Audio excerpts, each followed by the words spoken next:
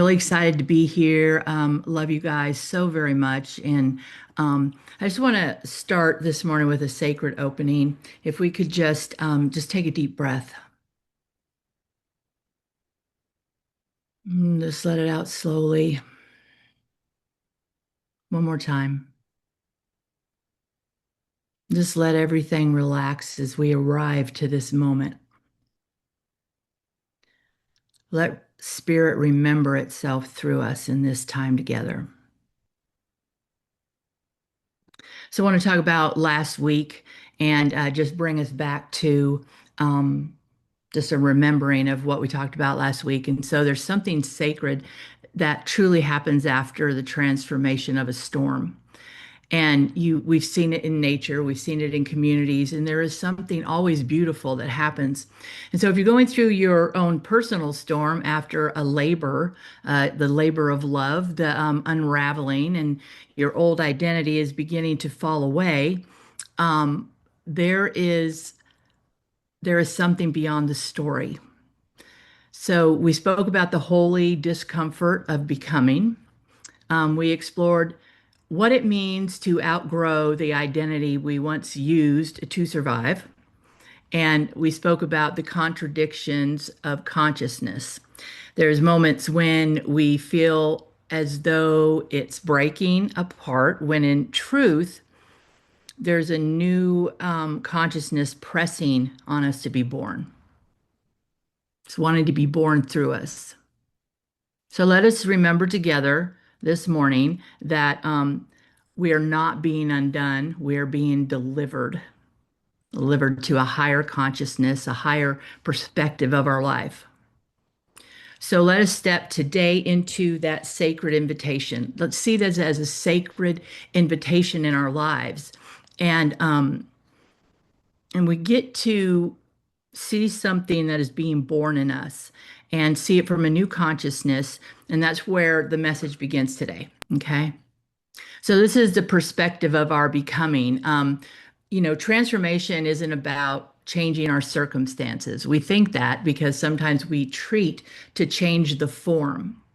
It's about changing the lens through which we experience life. Because sometimes after awakening, nothing outward changes immediately. And that's where I myself in the past was like, this isn't working. I didn't use the right words. I didn't use this. Well, actually, my consciousness wasn't aligned with what I said I wanted. We cannot be in a new experience until we are the new experience. The bills may still exist. There may be grief and ache. Relationships are still complicated. You don't like your job, and the world may still feel uncertain and absolute chaos. Yet somehow everything feels different. Something feels different when you change your perspective because you are different, not the world around you. And when consciousness changes, perspective changes, and perspective determines whether we see life as punishment or initiation, whether we see endings as failures or preparation, whether we see ourselves as broken or becoming. So our story is not the truth. We spend our lives living inside a story we never choose or consciously choose. We just step into it.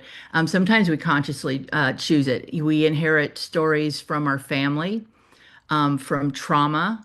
Um, we are shaped by stories that are feel like rejection, that are whispered to us through culture, religion, fear, shame, or survival, or the media, our present and current situation within our country. And so some of those stories may look like I'm not enough. I will always lose. Nothing ever works out for me. That's a good one for me. I must struggle to deserve love. I'm too much. I'm not enough. I miss my chance. It will always be this way. This is speaking in absolutes, and life is not about absolutes. The world is a dangerous place, right? That's feeling real. right? It's feeling real right now. And after repeating these stories long enough, we begin to mistake them for truth. And I've said before, we must question everything we think, everything we believe. Ask ourselves, do I really know that to be true? Because our healing is not merely emotional, it's perspective. It's changing the way we view the things we look at. So when our consciousness shifts, so does our vision.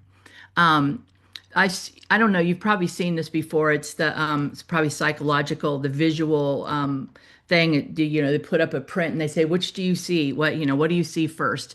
Do you see a wolf or do you see a butterfly? This kind of thing. And so based on what you see, they break down what they say is in your consciousness. But the truth is that it's all based on what you believe the story is of your life. And that's what we see first, right? And I thought it was very interesting. And then I went and I decided to look up articles about it. And it really is all about the story that's behind the perception. So this is where we get to really, really hone and think about what we think about. And that's what this teaching is, right? It's like walking through your own life and suddenly realizing, huh, I have been interpreting everything through the eyes of my wounds. Just take a minute with that. The eyes of my wounds, the story that we tell ourselves, the identity that we've been carrying. We've been talking about that a lot lately. And once you see that, you cannot unsee it. You can't. You can't go back and not know that, right? So suddenly we're going to realize that that door that closed was protecting us or was redirecting us. That wilderness that we feel in, that we're aimlessly wandering in without water and food, is preparing us, just like it did for Jesus, right? Where delay is not abandonment, and life is never really against us. Okay. We're simply seeing through the eyes of fear when we believe those things.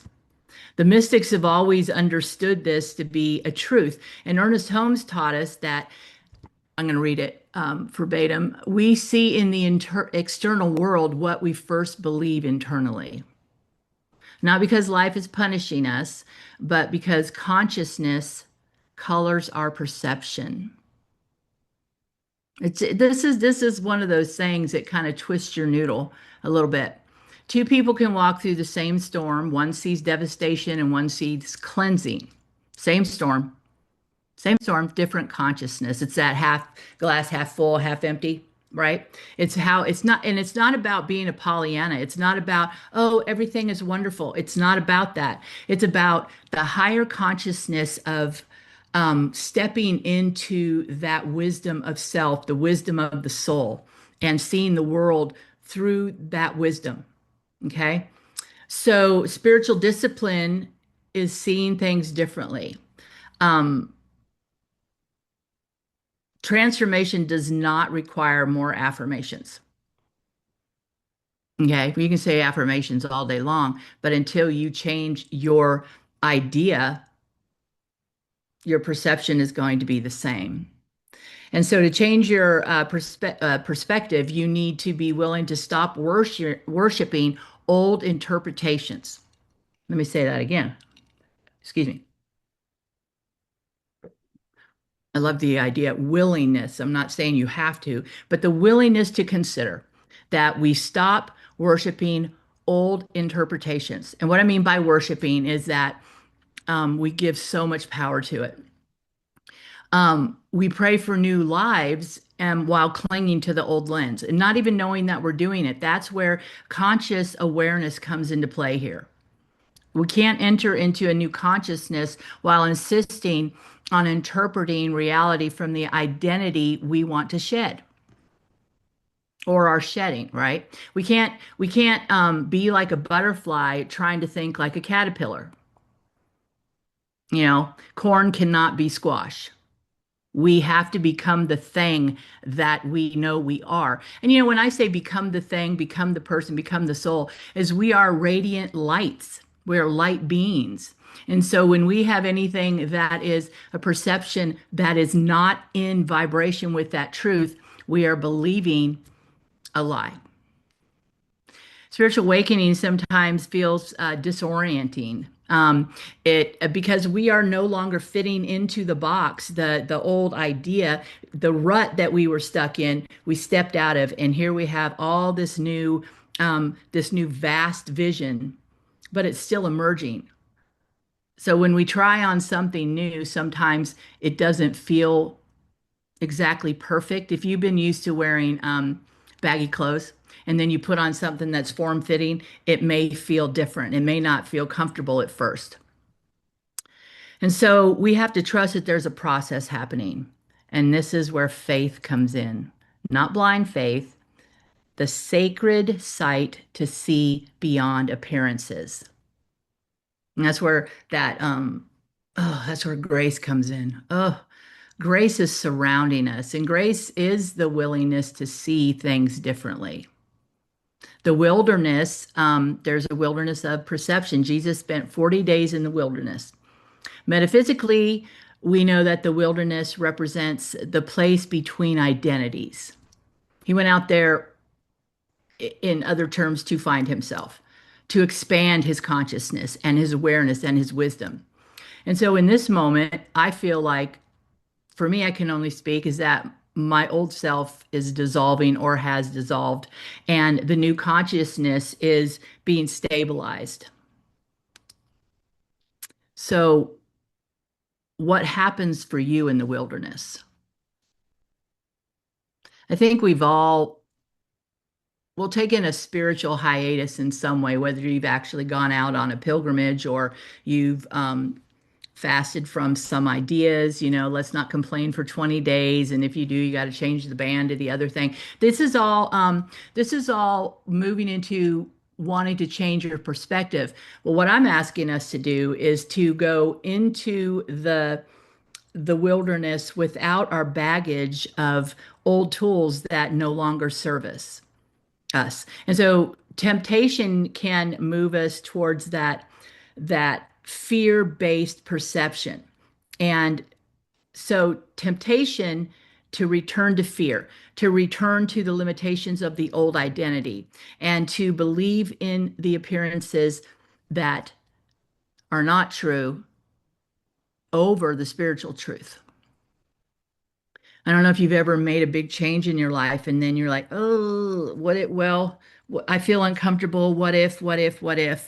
And that is the pulling back. That is the ego saying, no, no, come back here. We're safe in this. To step out into your full power, your full awareness, your full wisdom is taking one step into the wilderness.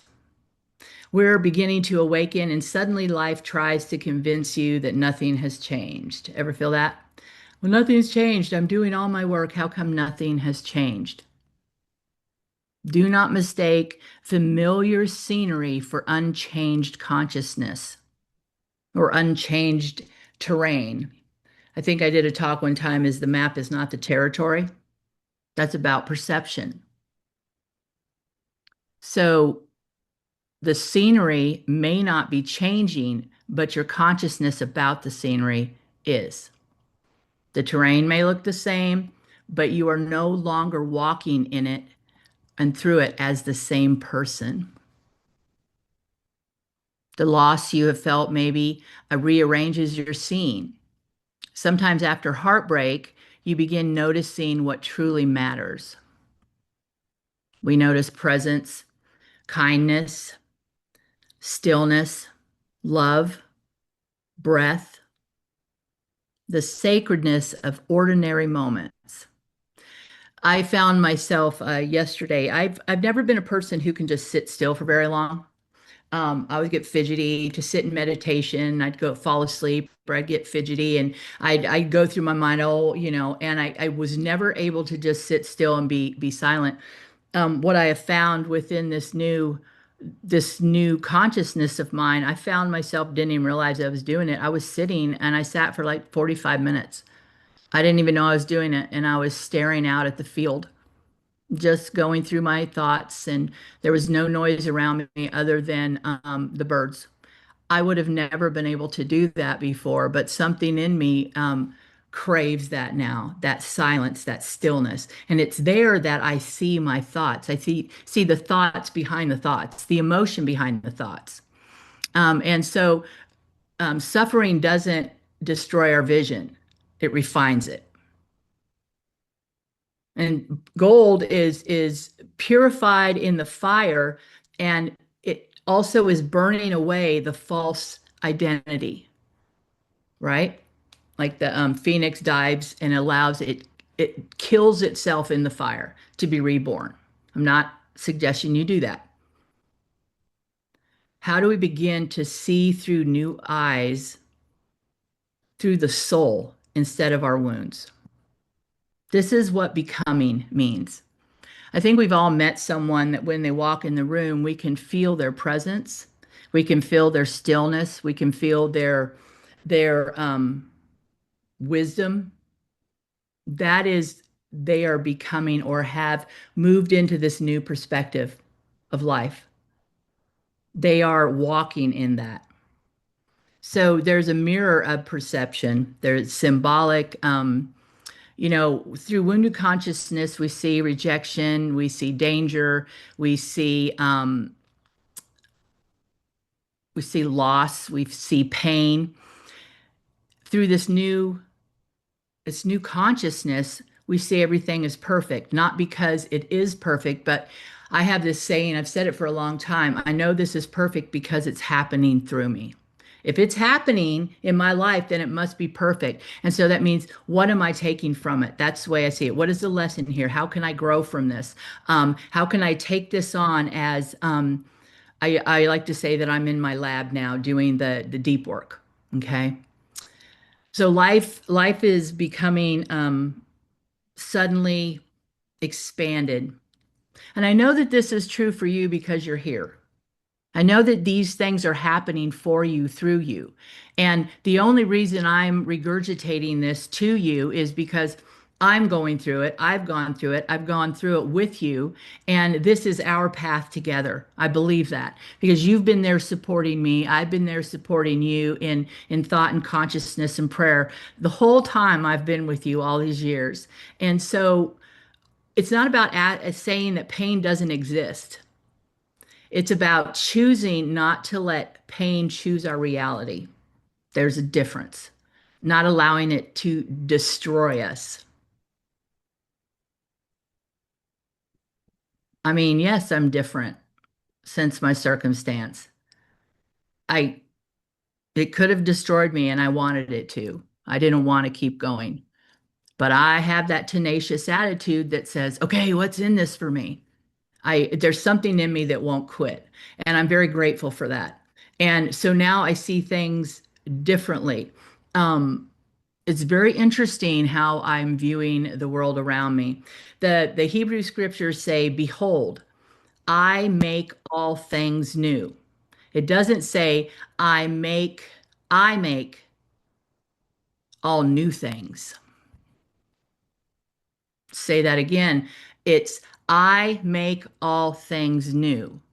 I don't make all new things. What does it say in Emerson? It says, I am not moved by circumstances, therefore circumstances move for me. And that's about perspective. The world around me does not have to change for me to see it differently, for me to see my relationships differently, for me to have different conversations, for me to sit and listen longer without judgment, to be in that space of receptivity and not in a space of judgment and fear and that constant need to react and run. When something horrible happens to us, something, and it feels horrible, I could use all the metaphysical words, but in truth, life can be horrible. It can be incredibly painful and shattering. And we could continue to see the world through that. We could. But I want you until I see you again, if you would take on this, to move into a sacred place, to reflect every time you see yourself reacting from a limiting emotion, from an old story. I want you to pause And I'm doing this with you. Okay, we're doing this together. I want you to ask yourself, what perspective am I seeing? What am I seeing? With no judgment, it's like, huh, I'm seeing fear. I feel fearful. I feel limitation. I feel. Okay, so it's about seeing what we're feeling to acknowledge it. And then we say, is that the voice of fear? Is it the voice of shame? Is that my abandoned self? Or is that the voice of my soul? What is our soul trying to say to us? And then maybe we can ask gently, what is being asked of me? What would love see here? What would wisdom say here? What would be coming? What would my soul say here in this situation? Because our future already exists in consciousness. Everything already exists. Electricity existed when the cavemen were alive, the Neanderthals. It existed. They just didn't tap into it because they didn't know how. But we know how. And well, we're learning how. We're learning every single day to remember. And that's what this is. We are remembering who we are. There's a song that we used to sing. I don't know if you've ever heard it. And it's a kind of a sacred moment song to where you just go in a meditation and it says, I am remembering who I am. I am remembering who I am. I am. I am. I am. I am. And it goes on and on and on. And sometimes it can do that for 15, 20 minutes. Something within your DNA shifts through that vibration when we remember who we are.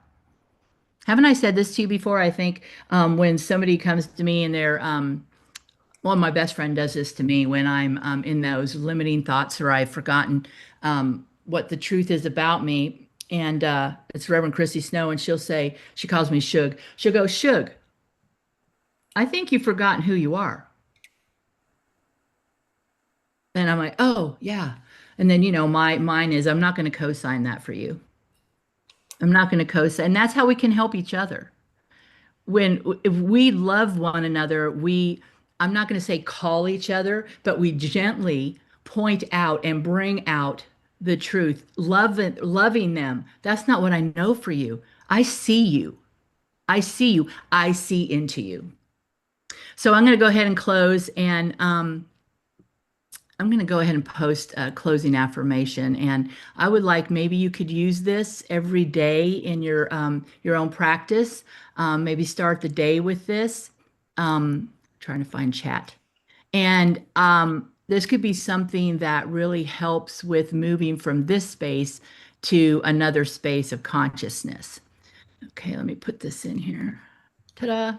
All right, so you can go ahead and copy and paste that for yourself. Um, this is a sacred moment. And I feel that it is our responsibility as humans on a planet where humanity is struggling to find not just its identity, but the sacredness, the humanity, the oneness, the love, the compassion, the unity.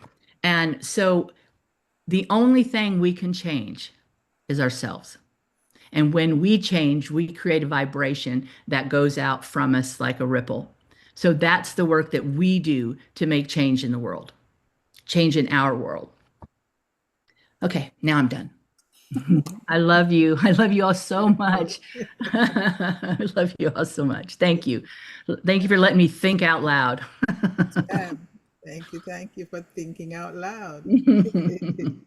We need that. That is medicine for all of us. Hmm. Thank you. Yeah. And me, and me as well. Yep. Yeah. Some of us don't know how to do that. Think out loud. Mm. Just Oh, we just love doing that, thinking out loud. It makes us feel Yeah. so comfortable, relaxed, and Uh-huh. and heard. there are a lot of things that shifted even since COVID, Hmm. and some of them is just not going back. It's a new world, the nature of things now, and we're not going back. No, we're not. We're not going back. I mean, those of us dinosaurs who have the memory of Mhm. what things were, we can always continue to act it out. But the younger Right. generation are not going to carry that, so it's gonna be gone soon. Hmm. Well, so I love what you just said is that everything changed and we're not going back. No, we're not. And that's exactly what we're doing here in consciousness. Hmm. Everything is changing, and I think it's moving at a quicker pace than it ever has because it is necessary for us to change our consciousness quickly based on, I think, what's going on in our outer environment and which affects our inner environment of fear, anger, resentment. Hmm. So, yeah, we Yeah, can't go back. we're not going back, and Mm-mm. it's really it's jarring for some of Yeah. us Yes. to know that the past is not there. As you say, Mm. we have to shed those old identities, and we Hmm. keep grabbing back for the old identities. Hmm. Well, it's easy. And the desert is that place where you're kind of in limbo. You know, am I going back to that place of comfort, or am I going to move into the discomfort of the new Hmm. identity? I was ruminating over the idea of you're talking about someone who walks into a room, and majority of who in there, they feel that energy, there's a shift. Hmm. Sometimes the shift is tangible in the atmosphere. But then before that, you said when we're looking to change our perspective in our lives, the consciousness may have changed, but it doesn't reflect on the outer as Hmm. yet. Hmm.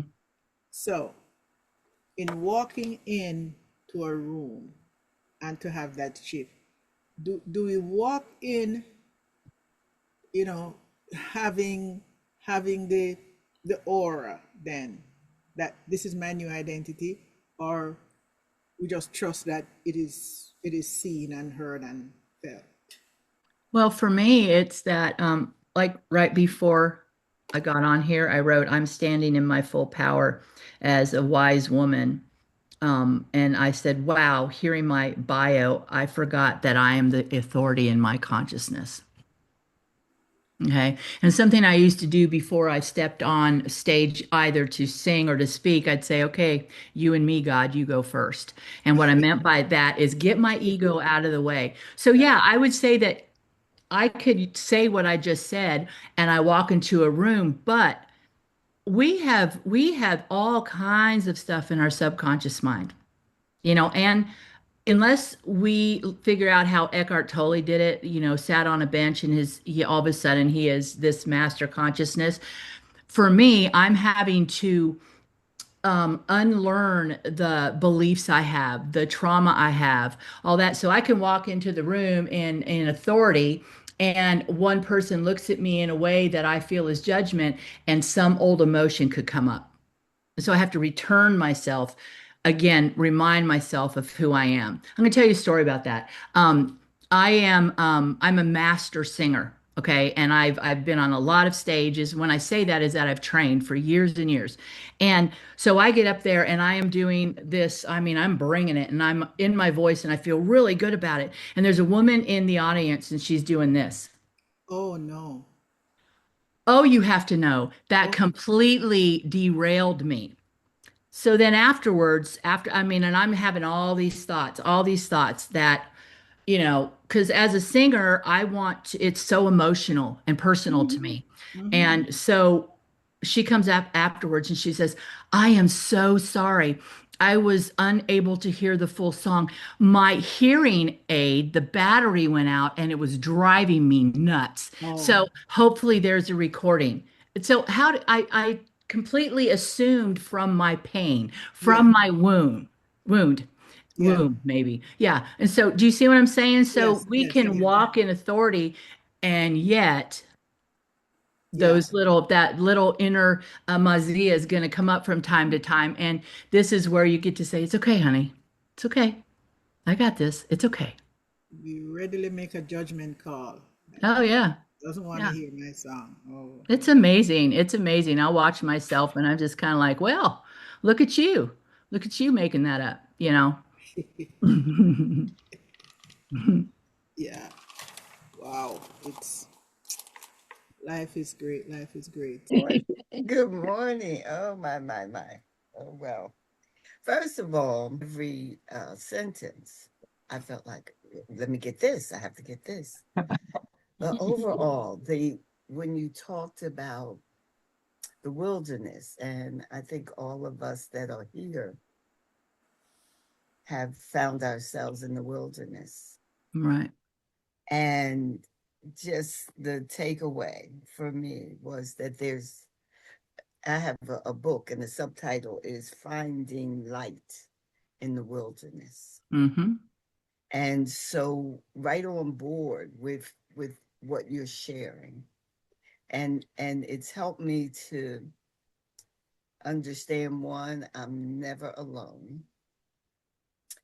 The consciousness of each and every one of you is available to me. And that among us, we are able to pull in different pieces of wisdom from the highest consciousness. So each of us are so valuable. And what Dr. Rene'e shared this morning just took me, mm, you know, in and out of the wilderness. There's, for me, even being knowledgeable, okay, this is a wilderness experience. This is not my life. I know how to move, where to go, and coming on this morning, I knew, okay, this is going to be how you get assistance to move out of the wilderness that I have been experiencing. Not Mm. constantly, but periodically, whatever that is, because time is an illusion. Mm. So we all know how not to stay in the deepest part of the wilderness, that we could go to the boundaries, but we know we go back and forth. So I'm asking, I need to study this lesson that Dr. Rene'e, I need to study this Mm. lesson because there were so many things that I can't, you know, overwhelmed. Um, but I know that there's so much treasure in um, this whole idea, and I don't want to go too long, but I'm so touched by this message. Mm-hmm. Within me is the power. Is that what you're saying? Within me is the power to know that I am in a state of transformation. And so there is a higher thought, not to be swayed by the external, the physical, um, what I think I see through these organs called eyes. Mm. But I can think a new thought and change the external. I have power. Mm-hmm. So anyway, I'm just as usual when I come on this line. And that's why I keep coming back. You all, yeah, my blessing, Mm. or blessing to me. I So love you. I'm gonna stop. I'm gonna stop there. It's so much. Has any of you been to New Mexico? Yes. Because the trip in, and you're driving through the desert for a long, long time. And the native indigenous people, I don't know what we're supposed to say or what we're supposed to call them now, but first people. No, that's in Africa. I don't know what to say. Anyway, the indigenous people of America, they have a saying that says, we stretch our eyes to see. And it's about perspective. And when you're out there in New Mexico, everywhere you look, it's vast desert. But here are these amazing buttes and these amazing structures and how the light moves through it. And so we're stretching our eyes to see in a new way, Mm. right? So give you that visual. Yeah, I'll never forget that. Yeah. It sometimes it's the initiation. And thank you, Dr. Pat, for that little Yes, thank you, Dr. Pat. exhortation. Yes. Uh, it's to initiate that new thought, Dr. Pat, as Dr. Rene'e said, come into the conscious awareness of where you are and to remember your future, because all we're here doing is working on remembering who we are. So to remember your future, something has to be done. Stretching your eyes, tapping into that, getting aligned. And that is where some of us get stuck and don't know where to move, don't know where to go. However, yes, as you say, electricity has always been here. And that first person who initiate that old move, the question is how and what and where and when. So this is what we're grappling with now. Mhm. you know, that first move to get to that space of remembering our future and stepping into it, I grabbing love it. what you're saying, remembering our future. Yeah. That's beautiful. Yes. Instead of worrying about our future, right? A friend of mine, whenever we get into, you get into that place of worrying, oh, I don't know how this can try. She'll say, well, how about we just skip that part?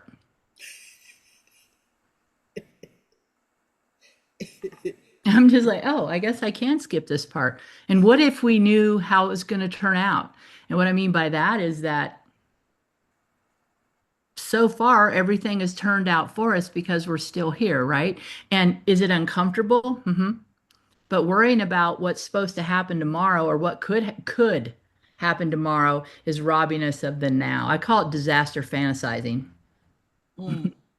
Oh, there I go again. Yeah. Yeah. And I love the way you say, oh, your mantra is, oh, I'm not co-signing that, Hmm. not doing it. That's jolting you. That's part of a hard conversation for some of us. Say, It is. so one of my um I don't want to call her a client, she's a friend who's always saying, I'm just telling you this. I'm just saying it. So Hmm. could you just go down the road with me of, my complaints and whatever. And I keep trying to turn her back and point her in that direction. She's not having it. Hmm. She wants to belch out or belt out. Hmm. Excuse me, belch everything. Hmm. And yeah, to just stay where she doesn't think that she's staying where she is. She Sure. think by saying it out loud it's helping her to move, but it's not. She was just arguing for a limitation. But Hmm. And yeah, that's her identity. If we can see it that way, is that you're not arguing for your limitation. You just don't know any better yet. just doesn't know any better yet. Right. I used to be that person. Oh, I would make you sit for hours and listen to my whole entire story of drama. Yes. Hmm. Yeah. Yeah, it's no And good. sometimes just sitting and listening to them. Yeah, sometimes Yeah. you do. I can hear it's like I'll say I can hear that really is a painful Painful. memory. Hmm. It's a painful memory. So let's break that down. What is that true? Is that true for you now? Right. But it's this this is not this is not the easy work of evolving. This is what we're doing is the master class. Well, of course. Yes. Yes, you ask them, is that true for you? Yes, it really happened. All of these things, they do happen. So Hmm. Reverend, Laboa. I give thanks for the your message today, but it's in the discussion, one part of this discussion that really triggered, and it's about you singing with the person doing this Mm, that threw you off. You went on to say it was illusion. Now, years ago, Reverend Alma did a message um, titled "It's an Illusion." ah, That message has never left me mm, because from day to day, as I go and I look at situations and see individuals observing situations, um, and coming to conclusions, you know, but if you pay attention, you'll realize that what you think you saw or what you think something is hmm not really what's there or what is right. happening. So you reminded me of that message this morning, Mm-hmm. Mm, and I am in that position of sharing with friends and associates from time to time, you know, when they jump to a conclusion, I'm saying, hmm what you think it is not really what it is. hmm Let's break it down and then, you know, that's when you really differentiate between what you see and what you think you see, hmm you know. So I was very happy to have uh heard you saying that in the discussion this morning. hmm Thank you, Mr. Astley. Yeah, Mm. and that's all we're doing is reminding each other of the truth, right? Mm. I'm not telling you, I'm not saying anything you don't already know. Yeah. And then we have to do like what you said about reminders that, we all have these wounds and experiences that we've gone through, and there's identities that we have, then there's the fear and the doubt and all that. But we do need to realize that when one door closes, there's really an opportunity or preparing us, as you put it, us to hmm enter into a different or a new experience with hmm that new understanding of who we are and what the abilities that there are for us and the hmm grace that's, that we experience also that we have. And the willingness to see the different way we can have our new reality. We have to feel it. Mm. Wow. I just thought of something, when we talk about trauma, we all have scars in some way based on that. And I was just thinking that I've had a lot of surgery, so I have a lot of scars. And sometimes they hurt. They can feel uncomfortable, the scar itself, but the wound is not there anymore. Hmm. It's Hmm. not there anymore. It's just the scar. And the scar is a remembrance of a healing moment. Ah. That's how I choose to look at it. So the scar is still there, but I can choose to remember the gaping hole that was after surgery, or I can remember, oh, it healed. And if you think about it, scars are stronger. Yes. That area is tougher on your body. Hmm Hmm. Yeah. That is a phantom situation going on there. Yeah. Yeah. And going back to what Linda said about door openings, what from my experience of having doors closed, windows closed, and walking into the open door, Mm. what I have seen is that the door, the new perspective, the new situation, that door was already opened before the old door closed. hmm Every time if I go back and investigate the situations that happened in my life, when like a door just slammed shut in your face, you say, but what in the world is going on here? And when I stepped into the new situation, I realized, or I hear from the facts that this was already there. Mm-hmm. And looking for, for example, let's say it's a position like a job. That job just suddenly went away, seemingly suddenly went away. And when I step into the new job, they say, this job was, we didn't have anybody for 3 weeks looking for someone. And I say, well, I'd be darned. Mm-hmm. Yeah, and I could tell you story after story, and different situations Mm-hmm. about that. So that tells me that the opening exists Mm-hmm. already. So shouldn't be surprised when that thing happened behind there. Yeah, everything already exists. It's like we just Yes, have to step into the stream. yeah.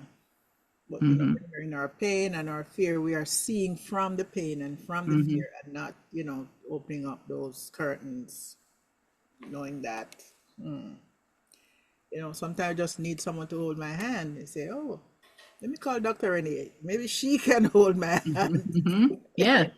And that's what we do for one another. I can honestly tell you, because you've walked through this with me, is that 4 months ago, um, my perspective on life was much different, much different. And it was all in the negative. And it was all the none of this works. I've been doing this for years. None of it works. None of it works. Life isn't fair. Why? Why? Mhm. Yeah, But it's not why, it's what. it's what. Hmm. It's what. What's in it for me? Yeah, Yeah. to learn from this. All right. So So, now we're gonna. Yeah, so yeah. I have this situation where, uh, you know, friends of mine would always say, "Oh, you make me so mad because I'm looking through a different Mm. lens and Hmm. seeing a different outcome, you know? And I'm wondering, why does that make someone so upset that you aren't seeing through that pinhole that they're looking through rather than you're looking through an open window, you know? So, um, It's the resistance. yeah. Hmm. I think, I mean, if somebody comes at me and says what they see, like a teacher, I've been known to bow up at a teacher, but like, well, I can't believe she doesn't know all the work that I have to do. And then when I calm down and get out of my own way, I go, oh, yep, there it is. Right. But this person may not have that experience of, oh, there it is. But I think it's when we're pushing each other's pain, and the pain is resistance. Yeah. Hmm. Mm. Yeah, resistance and all those different filters that we all have Right. come to learn through our family and community and friends, and then we stand behind it like it's the truth, truth, truth. This is, way back in the Hmm. past way of thinking. Now with Right. new awareness, you think Hmm. differently. But back then, I knew there was a lot of things where you're either defending because what you were taught, you thought it was right or correct, so that you Right. had to be sure to share with the other person. Oh, no, this is the way I know it to be, and Hmm. not even thinking that you can. There's another perspective on the whole thing Hmm. back Hmm. then, but I think differently now.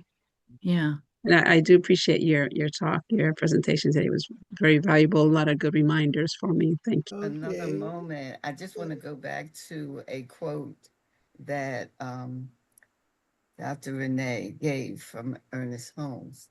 We see in the external world what we first see in our mind. And Reverend Renee, your example was just so clear and so plain that we see. We didn't, you didn't see that, oh, she's having some issue. Hmm. but, but, you know, you saw what your mind Hmm. that so much time we spend overcoming, but then when it comes to that, what I'm seeing is what is in my mind. Mm-hmm. To really be able to grasp that. Yeah. What Mm-hmm. I'm hearing is really what's in my mind. So Mm-hmm. how I hear it, how I see it, Mm-hmm. it's always a part of me. Mm-hmm. Mm-hmm. And to really be able to hold on to that as I'm navigating the world, interacting with other people, to know Mm-hmm. that I'm seeing what is in my mind, Right. and that, wow, I do have the power. This is amazing. I have the power to to because it's my mind. Mm-hmm. Oh my goodness, such a powerful, powerful message. Yeah, Mm-mm-mm. I Okay. love yeah, I love life. yeah, yeah, isn't it? Mm. Okay. All right. So with that song, thank you everyone for your participation in this deep, deep, rich discussion today.